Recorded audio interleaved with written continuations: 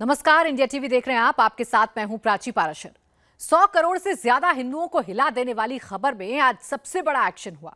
राम मंदिर के चोर पकड़े गए हैं, सबूत मिल गए हैं, गिरफ्तारी हो चुकी है, इन्हें जेल भेज दिया गया है। राम मंदिर के चोर रंगे हाथ पकड़े गए हैं।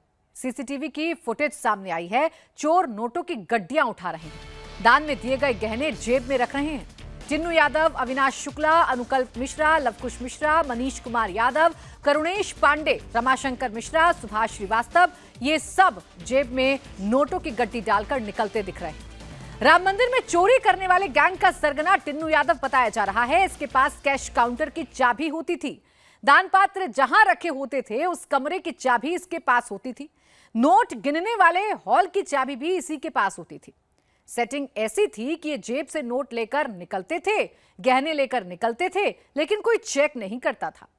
एसआईटी ने 27 अप्रैल से 5 जून तक की सीसीटीवी फुटेज खंगाली है, जिसमें करीब 70 बार चोरी पकड़ी गई है। राम मंदिर में सिर्फ 8 चोर थे या इनके ऊपर कोई बहुत पावरफुल चोरों का चीफ था जो इन सबसे चोरी करवा रहा था, जो राम मंदिर से चढ़ावे का सामान निकलवाता था। योगी आदित्यनाथ ने हिंदुओं से एक वादा किया है, चोर कितना भी ताकतवर होगा बख्शा नहीं जाएगा। रामधाम में जिन्होंने भी लूट मचाई उनमें से किसी को भी छूट नहीं मिलेगी। दूध का दूध और पानी का पानी हम करके रखेंगे, किसी को छूट नहीं दी जा सकती। योगी का मैसेज लाउड एंड क्लियर है, दूध का दूध, पानी का पानी होगा। राम मंदिर चढ़ावा चोरी में शामिल एक भी चोर नहीं बचेगा। हर गुनाहगार का फुल एंड फाइनल हिसाब होगा। छोटे से छोटा चोर भी नहीं बचेगा, बड़े से बड़े चोरों का भी विकेट गिरेगा। योगी ने ऐलान कर दिया है। सनातन आस्था के खिलाफ जिस किसी ने भी खिलवाड़ किया है वो अपने पापों की सजा भुगतेगा, भुक्तभोगी बनेगा। अविनाश शुक्ला, अनुकल्प मिश्रा, लवकुश मिश्रा, मनीष कुमार यादव, करुणेश पांडे, रमाशंकर मिश्र, सुभाष श्रीवास्तव और रामशंकर यादव और टिन्नू, ये 8 चोर धर दबोचे गए हैं। 7 लोगों के खिलाफ भी मामला दर्ज हो चुका है। जांच का दायरा तेजी से आगे बढ़ रहा है। इस बीच राम मंदिर ट्रस्ट से जुड़े 2 बड़े विकेट भी गिर चुके हैं। राम मंदिर ट्रस्ट के महासचिव चंपत राय ने इस्तीफा दे दिया है। ट्रस्टी अनिल मिश्रा ने भी इस्तीफा दे दिया है। ट्रस्ट के एक और सदस्य गोपाल राव पर भी किसी भी वक्त गाज गिर सकती है।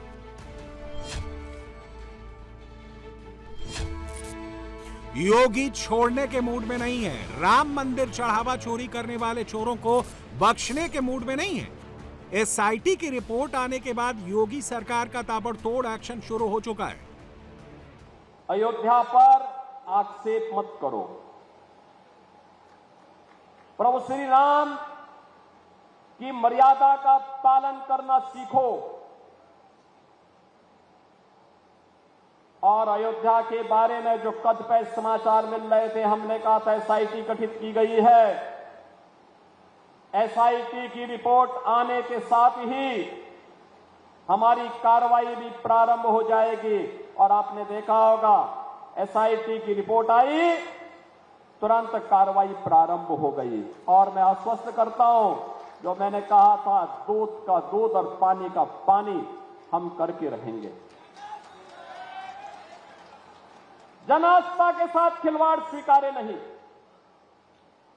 सनातन आस्था के साथ जो भी खिलवाड़ करेगा उसका भुक्तभोगी होगा। किसी को छूट नहीं दी जा सकती। जांच का दायरा जैसे जैसे आगे बढ़ेगा, कई बड़े नाम लपेटे में आएंगे। पुलिस की गिरफ्त में आया चंपत राय का राइट हैंड रामशंकर यादव और टिन्नू अब सारे राज खोलेगा। अभी तक सिर्फ 2 इस्तीफे हुए हैं, 8 आरोपियों को दबोचा गया है, लेकिन 20 से ज्यादा लोग संदेह के घेरे में हैं। आरोपियों पर भेंट और चढ़ावा की धनराशि में चोरी, गबन, क्रिमिनल मिस एप्रोप्रिएशन, आपराधिक विश्वासघात, चोरी की संपत्ति रखने, चोरी की संपत्ति लेने, आपराधिक केसरिया से मन जोगी हुआ रे, दिल झूमे देखो।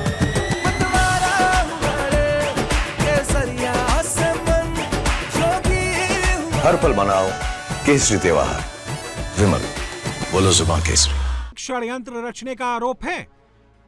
और अब राम मंदिर चढ़ावा चोरी के मामले में जो नए तथ्य सामने आ रहे हैं वो तो और भी ज्यादा चौंकाने वाले हैं। चोरी कब कब हुई, कैसे कैसे हुई, कितनी बार हुई, नोटों के बंडल में हेरफेर कैसे हुई, राम मंदिर के दान पात्रों की धनराशि में गबन करने वाले चोरों को किसके रिकमेंडेशन पर रखा गया, एक एक करके सारी डिटेल सामने आ रही है। सूत्रों के मुताबिक 27 अप्रैल 2026 से 5 जून 2026 तक के मौजूद सीसीटीवी फुटेज खंगाले गए और करीब 70 मौकों पर चोरी और गबन से रिलेटेड गतिविधियां पकड़ी गईं। एसआईटी की जांच में चोरी और गबन के पुख्ता सबूत भी मिले हैं। जिस जगह भेंट और चढ़ावा की गिनती होती थी उसके संचालन और प्रबंधन में भी कई खामियां पाई गई हैं। एसआईटी की जांच में आंतरिक ऑडिट रिपोर्ट को भी चेक किया गया। फाइनेंशियल ईयर 2022-23, 2023-24 और 2024-25 की आंतरिक ऑडिट रिपोर्ट में कई कमियों के संकेत मिले हैं। इसमें हुंडियों की संख्या और अभिलेखों में अंतर देखने को मिला है। राम मंदिर चोरी केस का पूरा मोडस ऑपरेंडाई यानी तरीका क्या था, अब आपको एक एक करके दिखाते हैं। राम मंदिर ट्रस्ट के अधिकारियों को मई के आखिरी हफ्ते में बैंक में जमा हो रहे पैसे में कुछ गड़बड़ी नजर आई। जब उन्होंने रोजाना हुंडी खाली करने की प्रक्रिया चेक की तो उन्हें चोरी का शक हुआ।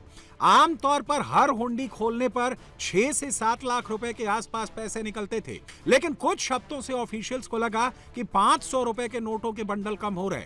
शक बढ़ने पर उन्होंने गिनती वाले कमरे में छिपे कैमरे लगवा दिए। एक हफ्ते का फुटेज देखने के बाद पता चला कि गिनती करने वाले कर्मचारी जानबूझकर मुख्य सीसीटीवी कैमरे के सामने खड़े हो जाते थे ताकि नजर न आए।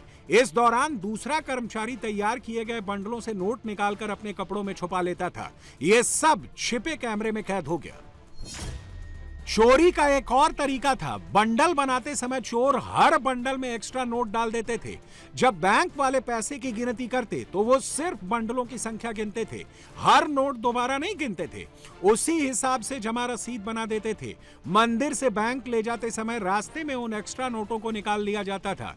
इससे बैंक में जमा रकम वाउचर से मैच हो जाती थी, लेकिन एक्स्ट्रा पैसे चोरी हो जाते थे। अनुकल्प मिश्रा जो वाउचर बनाता था उसने लौकुश मिश्रा की मदद से यह सब किया। केस खुलने के बाद पुलिस ने लौकुश मिश्रा के घर से करीब 10 लाख रुपए बरामद किए। रिपोर्ट्स के मुताबिक गिनती का काम करने वाले सभी कर्मचारी रिश्तेदारों या सिफारिश से रखे गए थे। उदाहरण के तौर पर चंपत राय का ड्राइवर टिन्नू यादव सुपरवाइजर बना हुआ था। उसने मनीष यादव को गिनती के काम पर लगवा दिया। अनुकल्प मिश्रा ने भी सालों से काम कर रहे होने के नाते लौकुश मिश्रा को वहां भर्ती करा दिया। ड्यूटी खत्म होने पर कर्मचारियों की ना तो तलाशी ली जाती थी, ना फ्रिस्किंग। इस वजह से वो हुंडी खोलने, पैसे छांटने और बंडल बनाने वाले कमरे से आसानी से पैसे लेकर बाहर निकल जाते थे। आरोपी अविनाश शुक्ला का सीसीटीवी फुटेज देखने के बाद पुलिस ने चेक किया तो पता चला जिस दिन चोरी हुई उसी दिन या आसपास अविनाश ने अपने व्यक्तिगत बैंक अकाउंट में पैसे जमा किए थे। ट्रस्ट के अधिकारियों ने पूछताछ में यही बताया। पूछताछ के दौरान चोरी के आरोपी टिन्नू यादव और सुभाष श्रीवास्तव ने कथित तौर पर चोरी के पूरे नेटवर्क से जुड़े कई अहम खुलासे किए हैं। सूत्रों के मुताबिक पूछताछ में कई बैंक अधिकारियों के भी नाम सामने आए हैं। रिपोर्ट्स के मुताबिक चोरी के बाद नकदी की गड्डियां पहले मंदिर परिसर के बाथरूम में छिपाई जाती थी। बाद में मौका देखकर उन्हें मंदिर परिसर से बाहर निकाला जाता था। इसके बाद अलग स्थान पर चोरी की रकम का बंटवारा किया जाता था। सूत्रों के मुताबिक यह कथित रैकेट पिछले 2 से 3 साल से चल रहा था। एसआईटी की रिपोर्ट से यह भी पता चला है कि सीसीटीवी फुटेज में कई बार राम शंकर यादव यानी टिन्नू यादव का करीबी रिश्तेदार मनीष कुमार यादव चोरी करते हुए दिखा था, लेकिन फिर भी उसके खिलाफ कोई कार्रवाई नहीं हुई। रिपोर्ट्स के मुताबिक राम शंकर यादव और टिन्नू यादव और सुभाष को गिनती वाले कमरे में भी बिना किसी रोक टोक के आने जाने की पूरी छूट थी। सूत्र ये भी बता रहे हैं कि लौकुश मिश्रा और अनुकल्प मिश्रा की नौकरी की रिकमेंडेशन ट्रस्टी अनिल मिश्रा ने ही की थी। वहीं अनिल मिश्रा जिन्होंने मोरल ग्राउंड्स पर अपना इस्तीफा दे दिया है। अनिल मिश्रा सवालों के घेरे में इसलिए हैं क्योंकि राम मंदिर के चढ़ावे का जो कलेक्शन सेंटर है, जहां चढ़ावे की गिनती होती है और जहां से बंडल बन के बैंक जाते हैं, वहां के इंचार्ज अनिल मिश्रा ही थे। सबसे ज्यादा चोरी तो कलेक्शन सेंटर से ही हुई है। यहाँ छोटी मोटी चोरी तो होती ही थी, साथ में यहाँ 100 के नोटों की गड्डियां बनती थी और फिर 10 गड्डियों का एक बंडल, जिसके बाद उसे बक्से में रखकर बैंक भेजा जाता था। सूत्रों के मुताबिक 100 के नोटों की गड्डियों में 100 से ज्यादा नोट रखे जाते और बंडल में 10 गड्डियों की जगह ज्यादा गड्डियां रखी जाती, जिन्हें बैंक के रास्ते में निकाला जाता था। अब कलेक्शन सेंटर के इंचार्ज अनिल मिश्रा ही थे, तो वो भी शक के दायरे में हैं। मैं मानता हूं कि शुरुआत अच्छी है। जांच के दायरे में ये पूरा घटनाक्रम है। जो भी आरोप लगे उन सब की जांच होनी चाहिए। जो लोग भी दोषी हैं वो सामने आना चाहिए। किसी को बचाया नहीं जाना चाहिए। मैं तो कह रहा हूं कि जितना भी बड़ा है उस सबका जांच होना चाहिए। इन व्यक्तियों का भी जांच होना चाहिए। और मैं अपनी पूरी ताकत से ये दोहराता हूं कि जांच कॉम्प्रिहेंसिव होनी चाहिए और जिन पर आरोप है उन सब के बारे में होनी चाहिए। कहीं गलती हुई है तो माननीय उत्तर प्रदेश के माननीय मुख्यमंत्री पूज्य योगी आदित्यनाथ जी महाराज ने कहा था, कोई भी नहीं बख्शा जाएगा, कोई भी नहीं बख्शा जाएगा। हर व्यक्ति से एक एक पाई का हिसाब लिया जाएगा और वो सलाखों के पीछे होगा। हो रहा है? बख्शा जा रहा है क्या? अगर बख्शा जाता तो क्या गिरफ्तारी होती? जांच में लोग आते? नहीं आते। एसआईटी टीम गठित हुई है, कोई भी बख्शा नहीं जाएगा। अगर गड़बड़ी हुई है उसकी जांच हो रही, कोई नहीं बख्शा जाएगा, कोई भी नहीं, एक भी व्यक्ति नहीं बख्शा जाएगा। आज कैसे है? जेल में कैसे चले जा रहे लोग? अगर बख्शा जाता, छोड़ा जाता, नजरअंदाज किया जाता तो नहीं बख्शा जाता, सब नहीं बचते। हाँ, ये जिम्मेदारी ट्रस्ट की थी। ट्रस्ट में जो लोग हैं उनकी जिम्मेदारी थी। ये जांच के विषय है और जो शीर्ष केसरिया से मन जोगी हुआ रे, दिल झूमे देखो मतवारा हुआ रे। केसरिया से मन जोगी हुआ। हर पल मनाओ केसरी त्योहार। विमल, बोलो जुबान केसरी। हमारे अधिकारी हैं वो जांच कर रहे हैं। ट्रस्ट के एक भी लोग नहीं बचेंगे जो उसमें गुनाहगार है। और अभी कई और बड़े नामों पर गाज गिर सकती है। अनिल मिश्रा के अलावा चंपत राय ने भी नैतिक आधार पर इस्तीफा दिया है। एसआईटी जब जांच करने अयोध्या में राम मंदिर पहुंची तो सबसे पहले पूछताछ चंपत राय से ही हुई थी। अभी तक की एसआईटी जांच में चंपत राय को सीधे दोषी नहीं पाया गया है, लेकिन किसी को क्लीन चिट भी नहीं दी गई है। क्यों दे दिया? 1000 गुलाब के फूल चांदी की श्रद्धा है। काय की श्रद्धा? मैं क्या करूँ? चांदी के फूल हैं 1000 जी। तो मैं क्या बेचूं? नहीं। फिर क्या करूं? आप ही सोच कर बताओ। ईश्वर प्रेरणा से कहीं ना कहीं उसको भी स्थान मिलेगा। क्या मिलेगा? सर, अयोध्या धाम में आगे हम लोग धन्य हो गए। बस ये हम लोगों ने मनाया। अयोध्या में गर्दन काट कर पैसा ले लेते।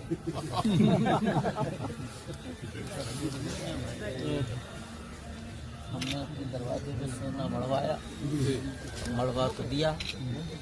करे से कौन करेगा? एक दरवाजे की कीमत 60 करोड़ हो गई। हमने कहा पुजारी की गर्दन काटेंगे रात में। क्या यहाँ तो अयोध्या है, उसकी जान जानी होगी चली जाएगी। मैं तो वहां जाऊंगा नहीं कभी। जाओ। चंपत राय सवालों के घेरे में क्यों है, ये भी समझिए। क्योंकि चढ़ावे के कलेक्शन से लेकर काउंटिंग तक सब कुछ चंपत राय की नजरों में ही रहता था। आरोप है कि चंपत राय के बहुत नजदीकियों को चढ़ावे के कलेक्शन और काउंटिंग में लगाया गया। चढ़ावे की गिनती के लिए बैंक ने एक निजी कंपनी के आउटसोर्स कर्मचारी रखे।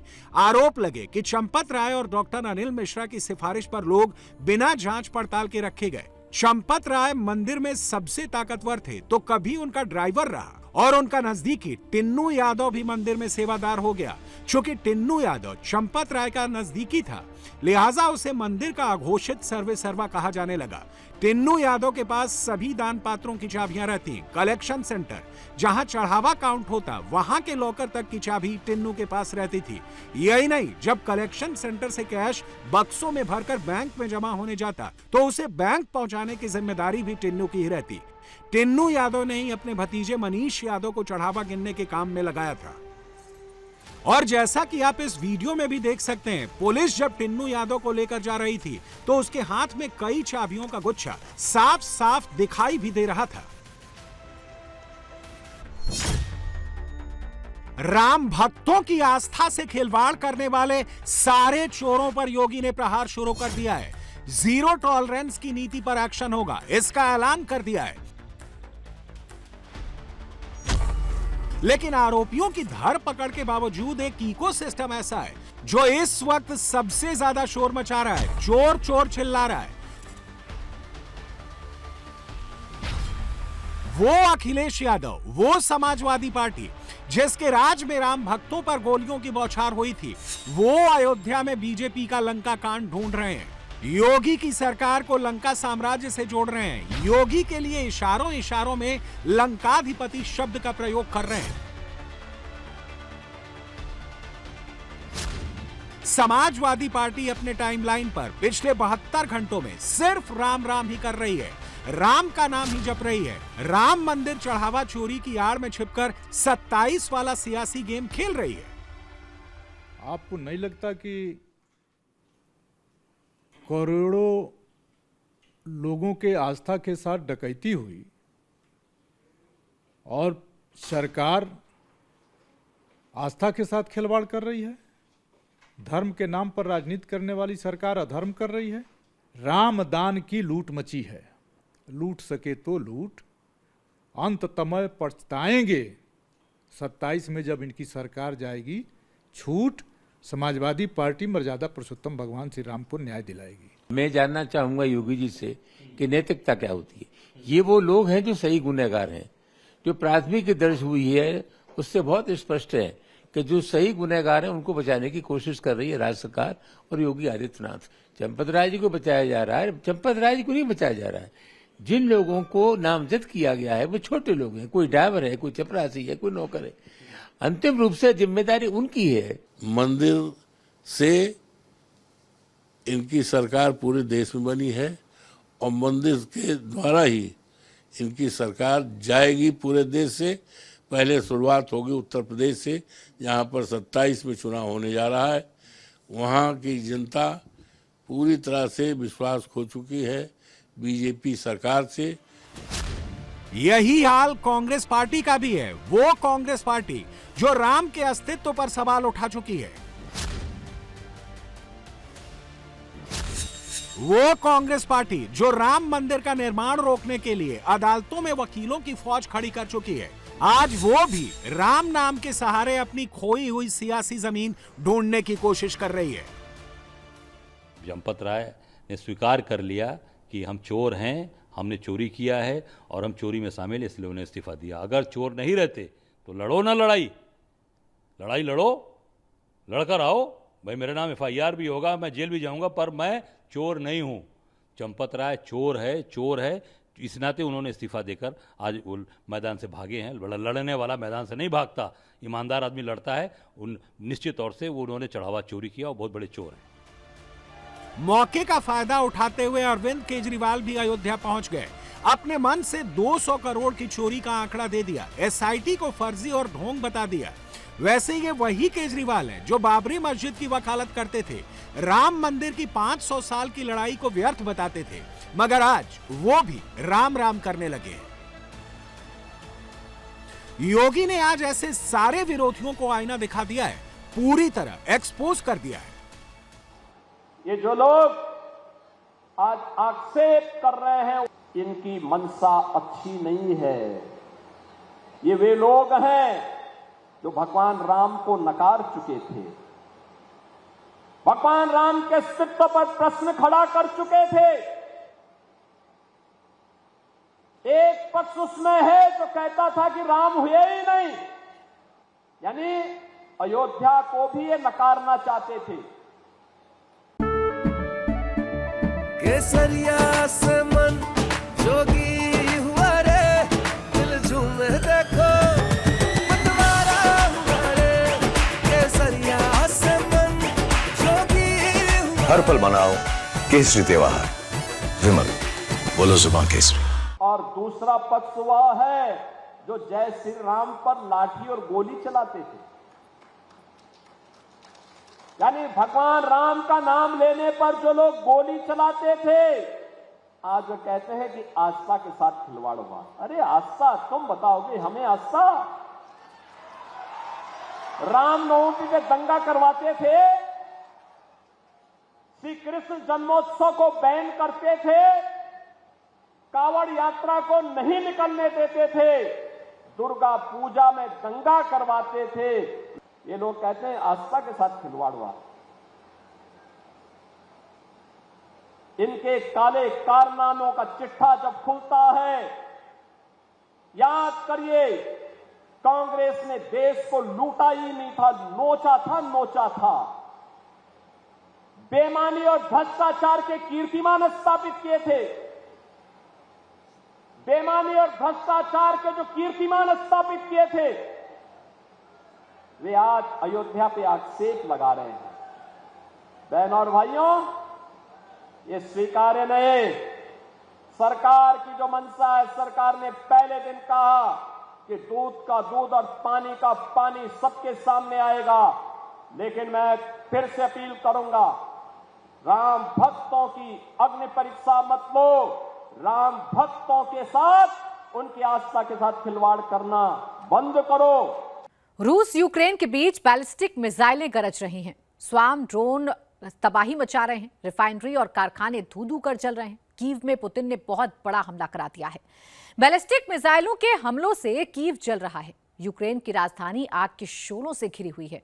यूक्रेन ने मॉस्को से क्रीमिया तक लॉन्ग रेंज ड्रोन और मिसाइलों से हमले किए हैं। कई शहरों में भीषण हवाई हमलों से तबाही मची हुई है।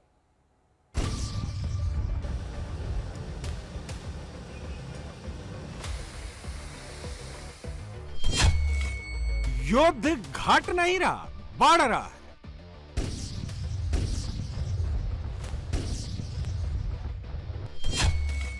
छह देशों में फायर ही फायर चल रहा है।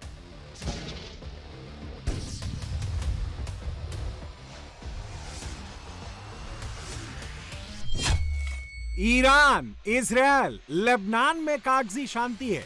हकीकत में हॉर्मुज से लेकर साउथ लेबनान तक बमबारी जमकर हो रही है। रूस, यूक्रेन, बेलारूस से मिसाइलें मौत बनकर बरस रही हैं। पुतिन ने मॉस्को अटैक का बदला लेना शुरू कर दिया है। ज़ेलेंस्की की राजधानी में आग के शोले उठ रहे हैं। कीव आग की लपटों से घिरा हुआ है। 18 जून को ज़ेलेंस्की ने रूस की राजधानी मॉस्को पर ड्रोन और मिसाइल अटैक से हमला कराया था। तब पुतिन ने मॉस्को हमलों का बदला लेने की कसम खाई थी। 8 दिन की तैयारी के बाद 26 जून को पुतिन ने बदले की शुरुआत की। आसमान को चीरती हुई पुतिन की बैलिस्टिक मिसाइलें कीव के आसमान को थर्राने लगी। रूसी मिसाइलों की गर्जना सुनकर कीव के लोग थर-थर कांपने लगे। यूरोप और अमेरिका से उधार मिले एंटी बैलिस्टिक मिसाइल को ज़ेलेंस्की ने ऑन कराया। आसमान पर विध्वंसक लड़ाई शुरू हुई। यूक्रेन का दावा है कि उसने रूस की कई बैलिस्टिक मिसाइलों को हवा में ही मार गिराया। मतलब तब तक देर हो चुकी थी। रूसी बैलिस्टिक मिसाइलें कीव में अपने टारगेट के बेहद करीब आ गई थी। लिहाजा जब बैलिस्टिक मिसाइलों का मलबा कीव में वेयर हाउस पर आकर गिरा, धमाका हुआ और धमाके के साथ वहां आग लग गई। वेयर हाउस में लगी आग शहर में जंगल की आग की तरफ फैली। शहर का बड़ा हिस्सा आग की चपेट में जल रहा है। ज़ेलेंस्की ने कीव को बचाने में पूरी ताकत लगाई तो पुतिन ने मिसाइलों का मुंह ज़पोरिज़िया और सुमी की तरफ मोड़ दिया। रूस ने ज़पोरिज़िया और सुमी पर 7 इस्कंदर बैलिस्टिक मिसाइलों से हमला किया। इसके साथ 189 कामिकाज़े ड्रोन चलाए। यूक्रेन आर्मी की पोजीशन को तबाह करने के लिए एरियल ग्लाइडेड बम और मोर्टार की बौछार झोंक दी। Iskander M ballistic missile 500 kilometre तक सुपरसोनिक स्पीड से प्रहार करती है। लॉन्च किए जाने के बाद हवा में रास्ता बदलते हुए चलती है। अमेरिका के एयर डिफेंस सिस्टम को चकमा देते हुए टारगेट को तबाह करती है। ये 50 किलोमीटर से कम ऊंचाई पर उड़ान भरती है, जिससे दुश्मन के रेडार ट्रैक नहीं कर पाते। इस्कंदर एम बैलिस्टिक मिसाइल 480 से 700 किलो का वॉरहेड ले जा सकती है। इसके साथ bunker buster bomb, cluster bomb, thermobaric bomb और इलेक्ट्रोमैग्नेटिक पल्स फिट किए जा सकते हैं। रूस की इस्कंदर एम बैलिस्टिक मिसाइल को 8 पहले वाले ट्रक माउंटेड लॉन्चर से दागा जा सकता है। इसे लॉन्च करने के बाद तुरंत वहां से हटाया जा सकता है, जिससे दुश्मन काउंटर अटैक में लॉन्चर को तबाह नहीं कर सकता। इस्कंदर मिसाइलों से हमलों के बाद कीव की तरह ज़पोरिज़िया और सुमी में चारों तरफ आग ही आग फैल गई। कई रिहायशी बस्तियां आग में घिर गईं, कई मोहल्ले जलकर राख हो गए। पूर्वी यूक्रेन में रूस ने 12 टारगेट हिट करने का दावा किया। मिसाइल और ड्रोन के अलावा रूस ने एरियल ग्लाइडेड बमों से हमले किए। फ्रंट लाइन पर यूक्रेन की कई पोस्ट और हथियार डिपो को उड़ा दिया। पुतिन पूर्वी यूक्रेन का 20% हिस्सा कब्जा कर चुके हैं। अब सुमी और ज़पोरिज़िया में नए इलाके पर कब्जा कर रहे हैं। ज़ेलेंस्की को मिसाइल वॉरफेयर में उलझाकर रूस ने फ्रंट लाइन पर यूक्रेन को जबरदस्त नुकसान पहुंचाया। हरिकेन रॉकेट से हमले कर यूक्रेन की कई फॉरवर्ड पोस्ट तबाह कर दी। रूस यूक्रेन के बीच इन दिनों कितनी खतरनाक वॉरफेयर चल रही है वो इस वीडियो से समझिए। यूक्रेन का एक ड्रोन ऑपरेटर गलती से सामान लेकर अपने सीक्रेट हाइड आउट में आता है, जो बस्ती के किनारे बना है। रूसी ड्रोन ऑपरेटर उसका पीछा करता है। जैसे ही यूक्रेनी ड्रोन ऑपरेटर कैंप के अंदर पहुंचता है, रूस का BM-35 ड्रोन वहां स्ट्राइक करता है। 5 सेकंड में यूक्रेनी ड्रोन आर्मी का सीक्रेट हाइड आउट उड़ जाता है। कीव अटैक का बदला ज़ेलेंस्की ने क्रीमिया पर हमला कर लिया है। यूक्रेन ने रूसी कब्जे वाले क्रीमिया पर स्वार्म ड्रोन से अटैक कर भारी तबाही मचाई। यूक्रेन ने मिसाइल स्ट्राइक से रूस की क्रेमेंचुक ऑयल रिफाइनरी को उड़ा दिया। थर्मल पावर में भीषण आग लग गई। ज़ेलेंस्की ने क्रीमिया को जोड़ने वाले रेलवे ब्रिज पर हमला करके पुतिन को एक और बड़ा झटका दिया है। रूस की सप्लाई लाइन का महत्वपूर्ण हिस्सा यूक्रेन ने काट दिया है। क्रीमिया पर 2014 में रूस के कब्जे के बाद अब जाकर यूक्रेन ने वहां पुतिन को बैकफुट पर धकेल दिया है। यूक्रेन ने रूस के टुला ओब्लास्ट में ड्रोन अटैक कर एनर्जी और केमिकल प्लांट को भारी नुकसान पहुंचाया है। ज़ेलेंस्की ने मॉस्को की तरफ फिर बड़े ड्रोन अटैक कराए हैं। रूसी एयर डिफेंस ने सभी ड्रोन को हवा में मार गिराया। यूक्रेन ने 1500 किलोमीटर दूर रूस के उफा में बासनेफ्ट नोवोइल रिफाइनरी पर अटैक किया। यूक्रेन ने अपने बॉर्डर से 300 किलोमीटर दूर पोल्टोवस्का ऑयल डिपो पर हमला किया है। ज़ेलेंस्की ने रूस के अलावा बेलारूस के खिलाफ भी मोर्चा खोल दिया है। ज़ेलेंस्की ने बेलारूस को चेतावनी दी है कि वो बॉर्डर से अपनी सेनाएं हटाए, वरना यूक्रेन हमला कर देगा। बेलारूस के राष्ट्रपति लुकाशेंको ने ज़ेलेंस्की को सख्त चेतावनी दी है कि अगर बेलारूस को युद्ध में घसीटा गया तो ज़ेलेंस्की को बहुत भारी कीमत चुकानी पड़ेगी।